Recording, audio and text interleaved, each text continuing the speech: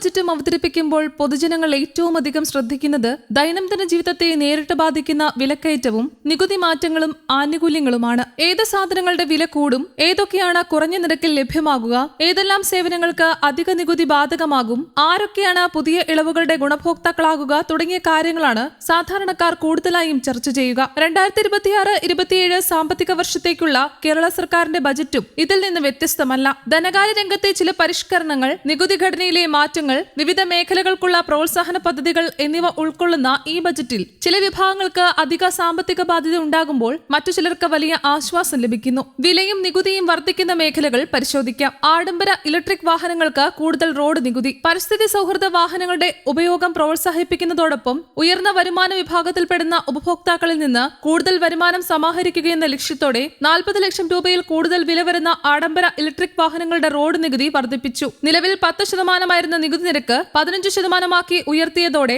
ഇത്തരം വാഹനങ്ങൾ വാങ്ങുന്നവർക്ക് കൂടുതൽ ചെലവ് വഹിക്കേണ്ടി വരും. വീര്യം കുറഞ്ഞ മദ്യ ഉൽപ്പന്നങ്ങൾക്ക് ഉയർന്ന വിൽപ്പന നികുതി. സംസ്ഥാന വരുമാനം വർദ്ധിപ്പിക്കുന്നതിന്റെ ഭാഗമായി വിവിധ വിഭാഗങ്ങളിലെ മദ്യ ഉൽപ്പന്നങ്ങളുടെ വിൽപ്പന നികുതിയിലും മാറ്റം വരുത്തി. 0.5% മുതൽ 10% വരെ ആൽക്കഹോൾ അംശമുള്ള മദ്യങ്ങൾക്ക് 120% വിൽപ്പന നികുതിയും 10% മുതൽ 20% വരെ വീര്യമുള്ള മദ്യങ്ങൾക്ക് 175% വിൽപ്പന നികുതിയും ഈടാക്കും. ഇതോടെ ബന്ധപ്പെട്ട ഉൽപ്പന്നങ്ങളുടെ വിപണി വിലയിൽ വർധനവുണ്ടാകാൻ സാധ്യതയുണ്ട്. അണ്ടർ വാല്യുവേഷൻ കേസുകളിൽ പലിശ ബാധ്യത. ഭൂമി, കെട്ടിടം തുടങ്ങിയവയുടെ രജിസ്ട്രേഷനുമായി ബന്ധപ്പെട്ട അണ്ടർ വാല്യുവേഷൻ കേസുകളിൽ അന്തിമ ഉത്തരവ് ലഭിച്ചതിനു ശേഷം 60 ദിവസത്തിനകം അധിക മുദ്രവില അടച്ചില്ലെങ്കിൽ കുടിശ്ശിക തുകയ്ക്ക് മേൽ പ്രതിമാസം 1% നിരക്കിൽ പലിശ ഈടാക്കും. ഇത് വാർഷികാടിസ്ഥാനത്തിൽ 12% പലിശയാകും. നികുതി കുടിശ്ശിക വേഗത്തിൽ തീർപ്പാക്കാൻ ആളുകളെ പ്രേരിപ്പിക്കുകയാണ് ഈ തീരുമാനത്തിന്റെ ലക്ഷ്യം. വിലയും നികുതിയും കുറയുന്ന മേഖലകൾ ഏതൊക്കെ?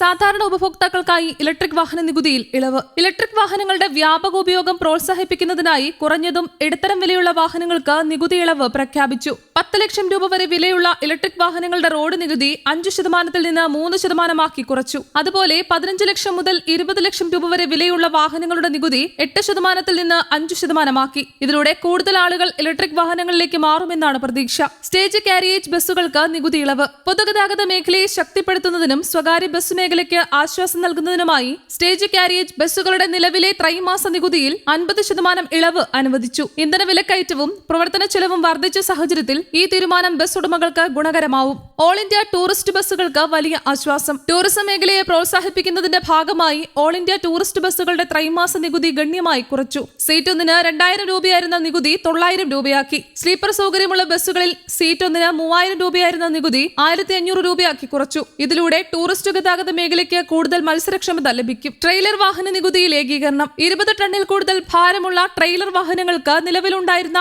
അധിക നികുതി സ്ലാബ് പൂർണ്ണമായും ഒഴിവാക്കി. ഇനി 15 ടണ്ണിന് മുകളിലുള്ള വാഹനങ്ങൾക്ക് ബാധകമായ കുറഞ്ഞ നികുതി നിരക്കിലേക്കാണ് ഇവയെ ഉൾപ്പെടുത്തിയിരിക്കുന്നത്. ചരക്ക് ഗതാഗത മേഖലയ്ക്ക് ഇത് സാമ്പത്തിക ആശ്വാസമാകും. ഭിന്നശേഷിക്കാർക്ക് വാഹന നികുതി ഇളവിന്റെ പരിധി ഉയർത്തി. ഭിന്നശേഷിക്കാർക്ക് ലഭിക്കുന്ന മോട്ടോർ വാഹന നികുതി ഇളവിന്റെ പരിധി ഗണ്യമായി വർദ്ധിപ്പിച്ചു. നിലവിൽ 7 ലക്ഷം രൂപ വരെയുള്ള വാഹനങ്ങൾക്കായിരുന്നു ഇളവ് ലഭിച്ചിരുന്നത്. പുതുക്കിയ ബജറ്റിൽ ഇത് 15 ലക്ഷം രൂപയായി ഉയർത്തി. കൂടുതൽ സുരക്ഷാ സൗകര്യങ്ങളുള്ള വാഹനങ്ങൾ സ്വന്തമാക്കാൻ ഇത് സഹായകരമാകും. പരിസ്ഥിതി സൗഹൃദ വില്ലകൾക്ക് മുദ്രവില ഇളവ്. പരിസ്ഥിതി സംരക്ഷണവും ഹരിത നിർമ്മാണ രീതികളും പ്രോത്സാഹിപ്പിക്കുന്നതിനായി നിശ്ചിത പരിസ്ഥിതി മാനദണ്ഡങ്ങൾ പാലിക്കുന്നതുമായ വില്ലകൾക്ക് പ്രത്യേക ആനുകൂല്യം പ്രഖ്യാപിച്ചു. ഫ്ളാറ്റുകൾക്കും അപ്പാർട്ട്മെന്റുകൾക്കും ലഭിക്കുന്ന 4% കുറഞ്ഞ മുദ്രവില നിരക്ക് ഇനി ഇത്തരം വില്ലകൾക്കും ബാധകമാകും. ചെറുകിട നികുതി കുടിശ്ശികൾക്ക് ആശ്വാസം. GST നിലവിൽ വരുന്നതിന് മുൻപുള്ള നികുതി നിയമങ്ങളുമായി ബന്ധപ്പെട്ട 50,000 രൂപ മുതൽ 2 ലക്ഷം രൂപ വരെയുള്ള കുടിശ്ശികകളിലെ പിഴയും പലിശയും പൂർണ്ണമായും ഒഴിവാക്കും. കൂടാതെ 2010 മാർച്ച് 31 വരെയുള്ള അണ്ടർ വാല്യുവേഷൻ കേസുകളിൽ 10,000 രൂപയിൽ താഴെയുള്ള ബാധ്യതകൾ പൂർണ്ണമായും എഴുതിത്തള്ളും. ഫ്ലഡ് സെസ് കുടിശ്ശിക തീർപ്പാക്കൽ പദ്ധതി. പ്രളയ പുനർനിർമ്മാണവുമായി ബന്ധപ്പെട്ട ഫ്ലഡ് സെസ് കുടിശ്ശികകൾ തീർപ്പാക്കുന്നതിനായി പ്രത്യേക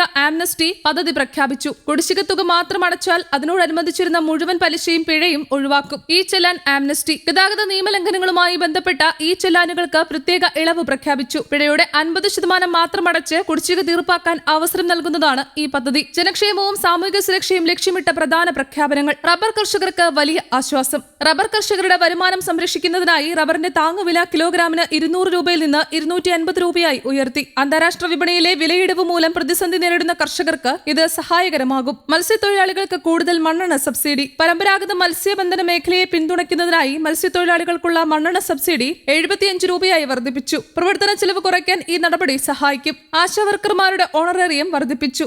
ആരോഗ്യരംഗത്തെ അടിസ്ഥാന സേവനങ്ങളുടെ പ്രധാന തൂണായ തൊഴിലാളികളായ ആശാവർക്കർമാരുടെ ഓണറേറിയം 3000 രൂപ വർദ്ധിപ്പിച്ച് 12,000 രൂപയാക്കി.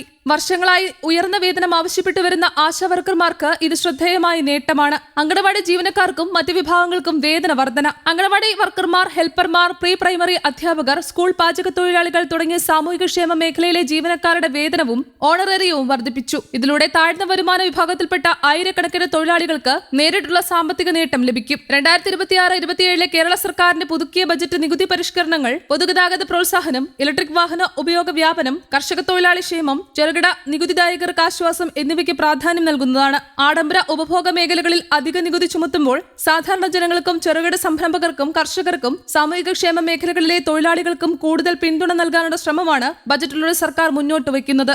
News desk, Kerala Kaumudi.